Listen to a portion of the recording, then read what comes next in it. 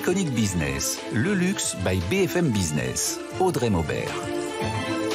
Le luxe s'installe sur BFM Business, un site, une émission exclusive, intemporelle, mythique, responsable et déculpabilisée, c'est Iconic Business. Simon Tissot-Dupont, c'était il y a 150 ans. Des malles, des stylos évidemment, des briquets, des pièces d'exception devenues patrimoine. Alain Crevet, le président d'Estée Dupont, est l'invité d'Iconic Business. J'aime l'or, c'est une couleur magique, disait Yves Saint Laurent. Gold, les ors d'Yves Saint Laurent, une exposition emblématique à découvrir. Visite avec Eva Jaco. C'est la marque des années 60, libération, féminité et ce je ne sais quoi de parisien que Carrel continue d'exporter. Frédéric Picard, à sa tête, nous raconte. Sans oublier l'iconique capsule, tendance et phénomène. Jacques Mus, roi du marketing. C'est Iconic Business, bienvenue. Simon Tissot-Dupont, photographe de Napoléon III, il ouvre un atelier à 25 ans de maroquinier, 150 ans de savoir-faire. Pour en parler, le président d'Estée Dupont, Alain Crevet, bonjour. Bonjour Audrey. Briquet et stylo ont fait sa renommée, mais c'est avec des mallettes de transport que tout a commencé. Absolument. Alors effectivement, comme vous le rappeliez, il était photographe à la cour de l'empereur Napoléon III. En fait, son studio photo a brûlé. Et donc, il s'est dit, qu'est-ce que je peux faire d'autre? Et partant de son petit village en Haute-Savoie de Faverges, pas loin d'Annecy, ils avaient un savoir-faire sur le cuir. Et donc, ils ont commencé à travailler sur d'abord des sous-mains et ensuite, sous-mains et portefeuilles, et très rapidement, les mallettes de voyage. Mais ça veut dire que c'est une maison qui a d'emblée parlé aux élites? Alors, c'était un peu par hasard, mais en fait, en réalité, comme il avait la chance d'avoir ce network, comme on dit aujourd'hui, avec l'empereur, l'impératrice et les grands de ce monde, il a commencé à fournir à la demande, en fait, des produits vraiment sur mesure. Et effectivement, j'allais dire, ça fait tache d'huile, puisque les amis de l'ex-empereur, puisqu'après, il était déchu, mais l'impératrice, c'était les rois et reines et les différentes cours d'Europe et au-delà. Donc effectivement, ils ont eu la chance d'avoir tout de suite des clients riches. On considérait que c'était déjà de l'art, des heures passées, parce que c'est toujours le cas. Et d'ailleurs, ça se passe toujours dans les ateliers de Faverges. Alors tout à fait, notre manufacture est toujours au même endroit, dans le village de Monsieur Dupont, et on fabrique plus de 80% de toute notre production made in France, à Faverges, donc près d'Annecy. Et labellisé d'ailleurs entreprise du patrimoine vivant. Oui, on a eu ce label en fait il y a déjà une dizaine d'années, et on a rejoint des maisons célèbres comme Hermès, Chanel et d'autres. Entreprise donc en 150 ans d'existence, il y a eu aussi ces fameux briquets siglés qui sont passés entre les mains là aussi des plus illustres, hommes d'affaires, artistes ou figures politiques. Un briquet véritablement iconique, Nathan Cocampo. Oui, Marilyn Monroe, Picasso, Jackie Kennedy, le duc de Windsor et même Coco Chanel ou Andy Warhol. Et c'est deux initiales, S, T et un son, cling, devenu signature pour un briquet qui s'est imposé comme un accessoire impératif et ce partout dans le monde. Des commandes spéciales ont participé à la renommée de la maison. En 1941, le Maharaja de Patiala en Inde souhaite recevoir 100 minaudières en lac pour ses favorites avec pour chacune un briquet en or à l'intérieur. C'est alors qu'est conçu le premier briquet à essence de luxe. En 1962, Pablo Picasso lui commande 3 exemplaires dont il dessine le décor. Un faune pour un ami, un arlequin pour son fils et un Pierrot pour sa belle-fille. Dans les années 80, Catherine Deneuve ou encore Michel Piccoli se l'approprient, ce dernier gravant même ses initiales. Et la maison qui ne cesse de développer par ailleurs des éditions spéciales. Pour le cinéma, par exemple, avec James Bond, pour Spectre en 2015, un briquet en palladium avec compartiment secret, fabriqué en seulement 1962 exemplaires, année de sortie du premier épisode de la saga contre Dr No. Pour le Crime de l'Orient Express, avec un briquet, mais aussi plusieurs accessoires, par exemple un coupe-papier poignard en bronze massif. Il y a aussi l'édition Space Odyssey, inspirée du film de science-fiction, ou encore Star Wars et Pirates des Caraïbes. Enfin, Audrey, un mot de cette édition royale, une couronne ornée de 152 saphirs et 400 grammes d'or massif, un briquet d'exception, briquet le plus cher au monde à 500 000 €. Merci Nathan Cocampo, Alain Crevet, c'est difficilement estimable quand même. 500 000 € c'est pour donner une valeur, mais c'est ces années passées, ces heures de travail. Alors en plus, on avait travaillé pour ce briquet-là, qui est effectivement une pièce unique, avec la princesse Tania de Bourbon, 13e génération descendante de Louis XIII, puisque ce briquet était inspiré par Louis XIII avec la couronne de France et effectivement 41 carats de saphir.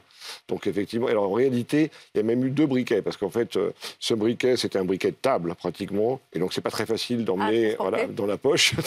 Donc on avait fait une version plus réduite, version de poche pour la personne qui l'a acheté. Des métiers d'art et d'innovation. On l'a vu avec Nathan, les désirs et les caprices des uns et des autres ont poussé à l'innovation, à l'excellence. Alors, on a toujours essayé, effectivement. Donc, aujourd'hui, en fait, on a toujours à peu près la moitié de notre activité qui vient des briquets, accessoires fumeurs. Mais on a essayé d'améliorer toujours la technologie des briquets. Donc, comme le rappelait votre adjoint, en fait, on a commencé par les briquets à essence. Et puis, bon, les briquets à essence, ça fuit, ça sent pas très bon. On est passé aux briquets à gaz. On a inventé un système avec double flamme douce et flamme torche pour les fumeurs de cigares. Donc, on essaye toujours d'avoir à la fois quelque chose d'assez artisanal, fait main et très joliment fini, c'est toujours les métaux précieux de la laque de Chine, et puis de la technologie aussi qu'on embarque. Technologie, le premier stylo à billes de luxe, on le doit à Jackie Kennedy? Alors oui, c'est amusant parce qu'en fait, Jackie Kennedy, dans les années 70, avait son briquet Dupont, lac noir et or, et elle voulait en fait un stylo qui aille avec. Et donc la famille Dupont s'est dit, on va essayer de créer en fait le stylo qui va parfaitement avec le briquet, et donc lac noir et or, avec les initiales J, et ça a été fait pour elle. Et puis ensuite, comme pareil, elle en a parlé autour d'elle, il y a eu de la demande, et donc ils ont créé le premier stylo bille de luxe dans les années 70. Bon, je suis sûre que vous racontez l'histoire moult fois. Ce fameux Kling, c'est en fait un bruit accidentel, mais qui est resté une marque de fabrique?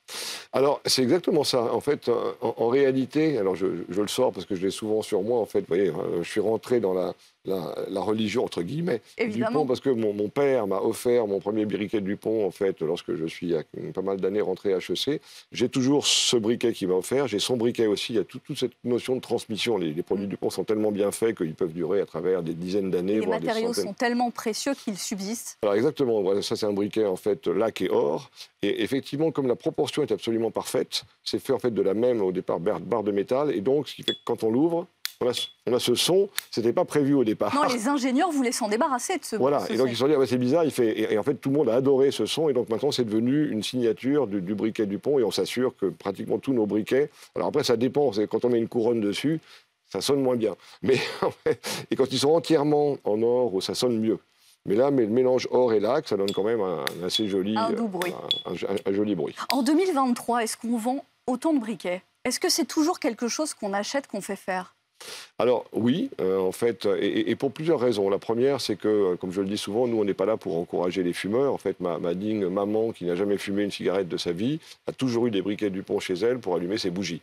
Donc, vous pouvez allumer des bougies, vous pouvez allumer de l'encens, vous pouvez faire un tas de choses. Et on a beaucoup investi aussi sur les fumeurs de cigares.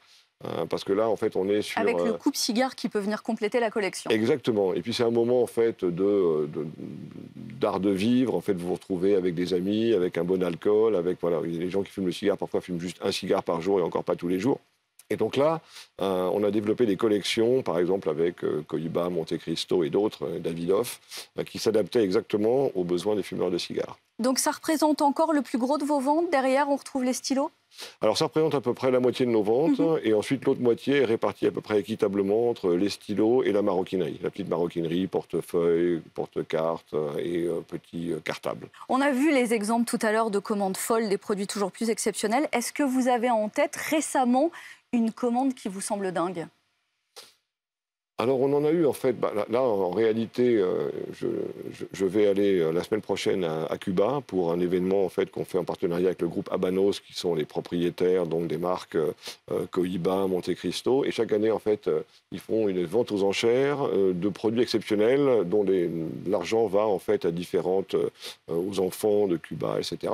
Et donc, on nous a commandé, en fait, une cave à cigares géante, qui a en fait la taille d'un homme, qu'on a fait avec Monte Cristo, où il y a 3 caves qui vont être entièrement faites en laque de Chine et en or. D'accord. Et donc, elle sera mise aux enchères, et on espère que ça va peut-être monter à plusieurs centaines de milliers d'euros, voire plus. Voilà, donc ça, c'est une commande très spéciale. Des semaines et des mois passés à travailler dessus. Je crois que ça fait plus de 6 mois qu'ils travaillent dessus. En effet. Avec des ventes qui restent portées par le marché français, ou il faut se diriger plutôt vers l'Asie à l'heure actuelle? Alors, on a de la chance parce qu'en fait, en réalité, bon, on ne va pas se cacher les choses, on fait quand même plus de 80% de notre chiffre d'affaires à l'international, mais enfin, quand même, on est encore à près de 20% sur le marché français, donc ça reste en fait pratiquement notre premier marché. Alors là aussi, même en France, il y a quand même beaucoup de ventes qui sont faites à des touristes. Donc on a noté d'ailleurs cette année, qui est une bonne année pour nous, en fait, un retour assez massif des touristes, surtout américains, moyen-orientaux, qui profitent de la force du dollar. Donc on vend très bien en France, mais malgré tout, l'Asie aussi représente pratiquement 50% de nos ventes. Donc avec deux pays vraiment gros pour nous, qui sont le Japon et la Corée, qui sont très sensibles justement à ces produits français, d'artisanat, faits à la main. Et puis, on a une émergence, bien sûr, de la Chine et de Hong Kong. En Asie, d'ailleurs, où vous testez d'autres produits, une gamme plus complète, avec du prêt-à-porter masculin, avec toute une offre lifestyle, finalement, et vous poussez vers des lignes qui sont presque unisexes. Oui, alors vous êtes effectivement bien renseigné. C'est vrai qu'effectivement, en Asie, on s'est souvent retrouvé à côté de nos concurrents et amis, en fait, de Dunhill. Marque, en fait, c'est un peu le Dupont anglais. Mais le Dupont anglais, en fait, a souvent du prêt-à-porter pour hommes. Et donc, on avait souvent des boutiques qui n'étaient pas très loin de celles de Dunhill et qu'on avait souvent une demande, en fait, en disant « Ah ben, vous, Dupont, c'est un peu le chic français, c'est bien qu'il y ait les accessoires, les briquets, les stylos, la maroquinerie, mais on aimerait bien voir aussi, pourquoi pas, peut-être des vestes, des blousons en cuir, etc. » Et donc, on a offert, on a étoffé l'offre. Et ça marche bien, donc on a l'intention de continuer. 150 ans, c'est cet anniversaire. 60 ans également pour la première collection, cette fois Yves Saint Laurent sous son propre nom et une exposition Gold. Les ors d'Yves Saint Laurent au musée Yves Saint Laurent. Visite étincelante avec Eva Jacot. À travers un parcours chronothématique, Gold les ors d'Yves Saint Laurent explore les touches d'or qui ont traversé l'œuvre du couturier, des robes de haute couture, des accessoires et des bijoux. Yves Saint Laurent a 25 ans lors du premier défilé de sa maison de couture. Elsa Janssen, vous qui êtes une spécialiste de Saint Laurent, est-ce qu'il y avait de l'or dans ses tout premiers défilés ? Absolument, il y a de l'or dès son premier défilé de 1962, notamment dans son célèbre caban. Yves Saint Laurent n'aimait pas les bijoux de jour, mais il comptait bien allumer les vêtements des femmes et il le faisait parfaitement à travers des boutons dorés.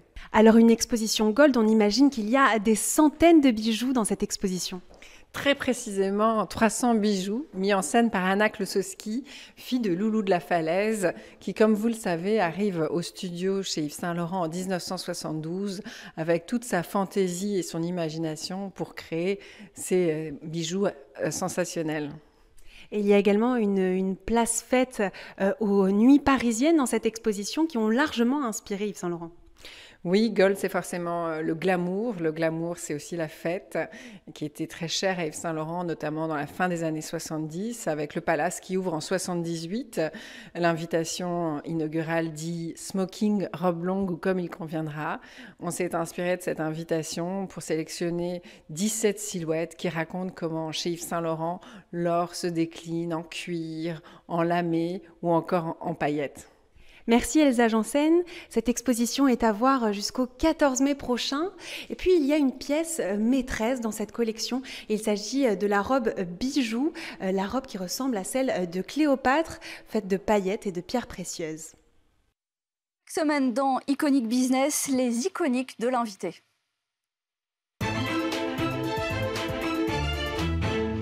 C'est finalement ce que le luxe est pour Alain Crevet. Vous restez avec cette idée de transmission et de patrimoine, le briquet Dupont, vous en parliez tout à l'heure, offert par votre père à vos 18 ans.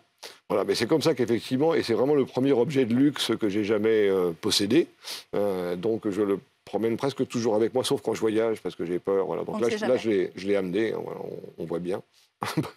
lac de Chine et or.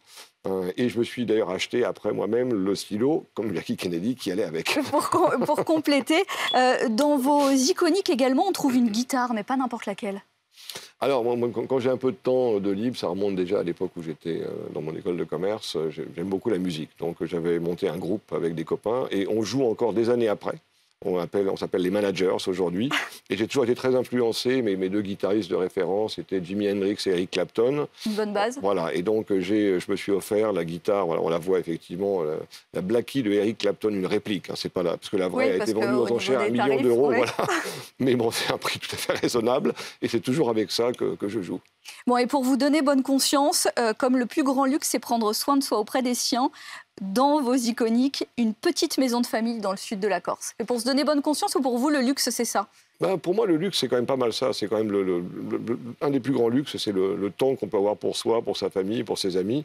Alors en fait, je veux être... Oui, mon nom Crevet, en fait, n'est pas très corse. Mais en fait, mes grands-parents étaient de Nice. Et donc, en fait, ils allaient souvent en Corse. Et donc, en fait, c'est une maison qui était là depuis des générations, dans le sud de la Corse. Et donc, on aime bien y aller tous les étés, se retrouver en famille. Encore et toujours une histoire de transmission. Merci Exactement. Alain Crevet. Merci Dans beaucoup, un instant, Audrey. les désirables de la semaine, notre sélection dans l'actualité du luxe. Mais tout de suite, l'iconique capsule. L'iconique capsule. Et on s'intéresse aujourd'hui, cette semaine, au roi Jacques Mus, expert en marketing s'il en est. Les obsessions de Jacques Mus s'invitent dans les vitrines des Galeries Lafayette. Une immersion dans l'univers de la marque avec des clins d'œil à ses défilés phares comme le coup de soleil de l'été 2020 dans les champs de lavande, l'amour ou encore le raffia, ainsi qu'à ses collections iconiques. Une carte blanche laissée au créateur qui est le premier designer indépendant à s'installer dans les 16 vitrines des magasins femmes et hommes. Un pas de plus dans le haut de gamme pour celui qui a également mis en place 3 pop-up stores pour l'occasion. La marque assoit ainsi sa détermination à devenir une maison de luxe à part entière. Jacques Mus crée toujours la surprise après sa boutique de fleurs en 2021 et ses nombreux distributeurs de sacs à main. Il ouvre sa première boutique dans la capitale, avenue Montaigne, en septembre dernier. Il multiplie aussi les collaborations. La dernière en date, c'est avec Nike. La mythique Air Force One se réinvente en JF1 et devrait voir le jour cet été.